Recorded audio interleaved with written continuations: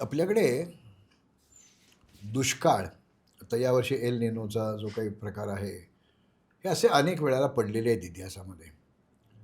त्यावेळचे राज्यकर्ते प्रजेसाठी काही कामं काढायचे. ओके. कारण प्रजेला फुकट पैसे देणं हे त्या राजांना मान्य नव्हतं. तुम्ही काम करा, त्याचे पैसे घ्या. म्हणजे रोजगार हमी योजना. तर ज्याला काहीच येत, कुठलंही स्किल नाही, कुठलंही पारंगतता नाही, तू इथनं दगड तिकडे नेऊन ठेव. तू भारवाहकासारखं काम कर. तुला दगड छिन्नी हातोडीने घडवता येतात, तू पाथरवट आहेस, तू दगड घडवून दे.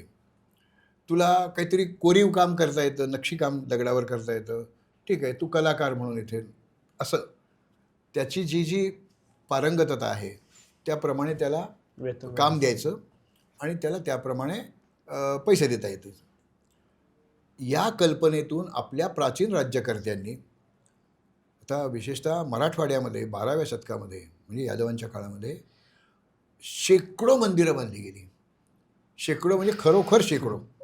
आणि एक एक मंदिर पाहायचं तर 2-2 दिवस लागतात. एवढी बापरे! सुंदर कलाकृती आहेत त्याच्यावर, वेगवेगळे विचार, भारतीय तत्त्वज्ञान त्यात मांडलेलं आहे, खूप आहे.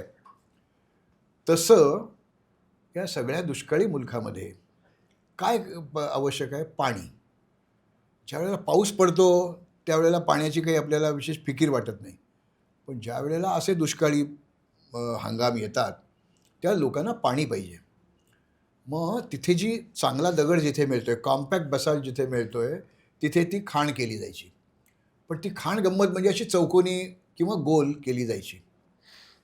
तर महाराष्ट्रामध्ये अशा टप्प्याटप्प्याने उतरत जाणाऱ्या चौकोनी कुंडासारख्या ज्या रचना आहेत, या अशा दुष्काळी कामात निर्माण केलेल्या आणि त्याच लोकांच्या फायद्यासाठी.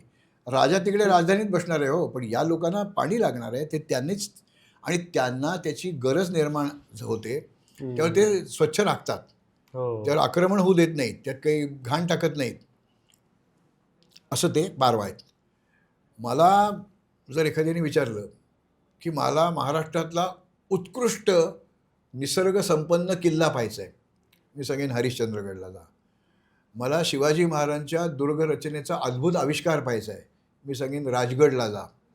तसं मला जर एखाद्याने विचारलं की तुम्हाला महाराष्ट्रातली सर्वात देखणी बारव कोणची, असं हं. जर विचारलं तर परभणी जिल्ह्यामध्ये सेलू तालुक्यामध्ये एक छोटंसं गाव आहे.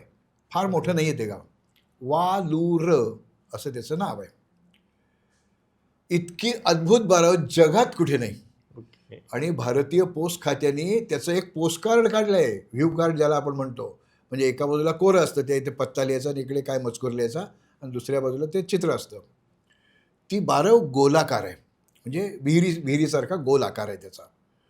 आणि 8 दिशांनी 8 रस्ते पायऱ्यांचे आतमध्ये उतरतात. इथे सुरू झालेला रस्ता असा खाली येतो चक्राकार, इथे सुरू झालेला असा येतो, त्यावर ती हेलिकल स्टेप वेल असं त्याला म्हणता येईल आपल्याला. म्हणजे भुईचक्र जसं दिसतं तसं आकाशातनं जर द्रोणाचार्यांनी जर ते वरनं बघितलं तर त्या भुईचक्रासारखं दिसतं ते. 8 वेगवेगळ्या पायऱ्यांच्या रस्त्यांनी त्या विहिरीत उतरता येतं आणि ते इतकं मोहक दिसतं की त्याला तोडच नाही. तर तीही 12वच आहे.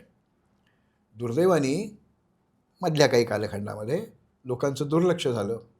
लोक त्यात कचरा टाकत गेले, काही भाग त्याचा ढासळला, त्यामुळे ती भरत गेली. पण आता तिथले लोक जागृत झालेले आहेत.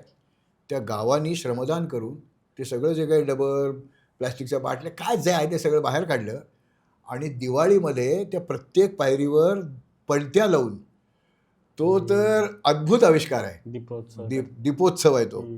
आणि अशी जगात कुठे नाही अशी एक बारव महाराष्ट्रामध्ये आहे.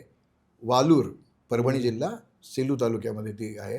म्हणजे हं. मी नेहमी म्हणतो की भटक्यांनी काय काय पाहिलं पाहिजे, तर या गोष्टी ही सांदणदरी पाहिलीच पाहिजे. वालूरची बारव पाहिलीच पाहिजे. अशा बारव आहेत. तर या बारवांचं निर्मिती ही दगडाची खाण केली, तेच दगड वापरून ते कडेचं बांधलं, किंवा आणखीन गावामध्ये काही आणखीन बांधकामं करायची असतील, देवळं बांधायची असतील तर ते केलं. आणि पाण्याचा शुद्ध स्वच्छ पाण्याचा त्या वस्तीसाठी कायमचा पाणी पुरवठ्याची सोय आपल्या राजांनी केलेली आहे.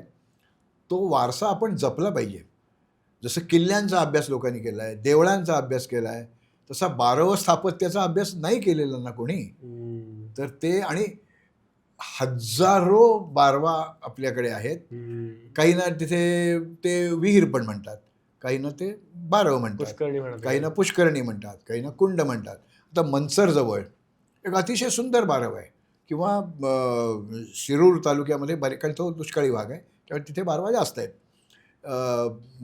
एक पांडेश्वर म्हणून बारामतीच्या बाजूला एक आहे, तिथे एक बारवा. अशा अनेक बारवा आपल्या. हे रतनगड मगाशी जो म्हटला, तर रतनगडच्या त्या म्हणजे अमृतेश्वर मंदिराच्या जवळ एक अशीच बारव आहे.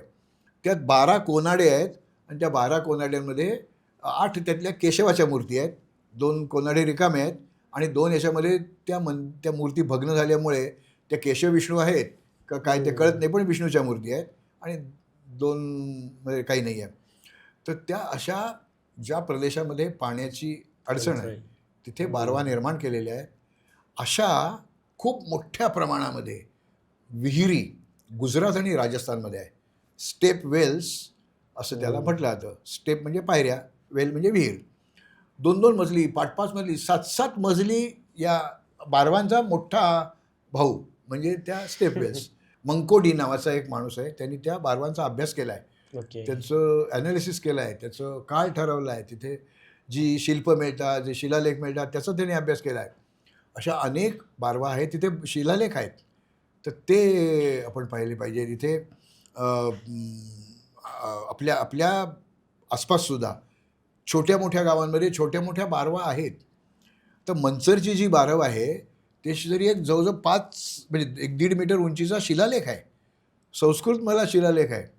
आणि त्या मनसरचं जुनं नाव काय होतं, तिथे कोणाचं राज्य होतं, कोणी ती बारव निर्माण करण्यासाठी दान दिलं, हे त्या शिलालेखात संस्कृतमध्ये लिहिलेलं आहे. माझ्या पुस्तकामध्ये मी तो संबंध शिलालेख पण छापला आहे. तर बारव स्थापत्य हा महाराष्ट्राचा खूप दुर्लक्षित राहिलेला प्रकार आहे. पाहिलं पाहिजे आपण ते.